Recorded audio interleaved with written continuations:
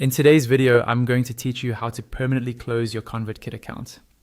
We'll walk through the process step by step so you know exactly where to click, what to expect, and what to watch out for before you delete anything. Once this is done, your account and its data will be removed, so follow along carefully and only proceed if you're absolutely sure. First, go ahead and log into your ConvertKit dashboard using your usual login details. Once you're inside the main dashboard, move your eyes to the top right corner of the screen. There, you'll see your profile icon along with your account name. Click on that area to open a drop-down menu. From that drop-down, select the option labeled Settings. This will take you to the main settings area for your account. On the settings page, look at the left-hand sidebar. You'll see a list of different sections. Find the one called Account and Billing and click on it.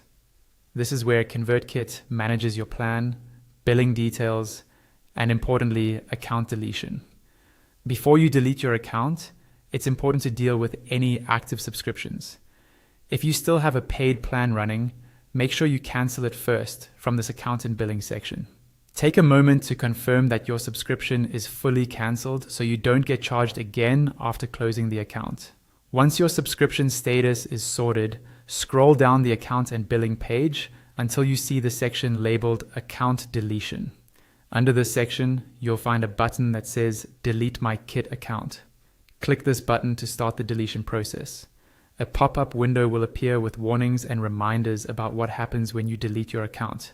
Read this information carefully because deleting your account is permanent and may remove your subscribers, forms, automations, and any other data linked to the account. To confirm that you really want to proceed, the pop-up will ask you to type the phrase delete account into a provided field. Type it exactly as shown, paying attention to the spacing and capitalization. When you're done, click continue.